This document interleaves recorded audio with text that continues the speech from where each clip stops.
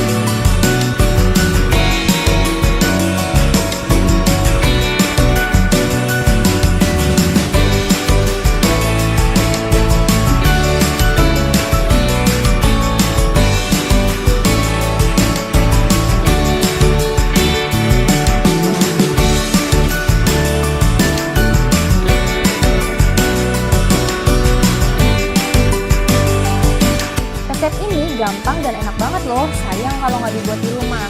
Nah, untuk kalian yang udah coba resepnya, jangan lupa komen di bawah ya.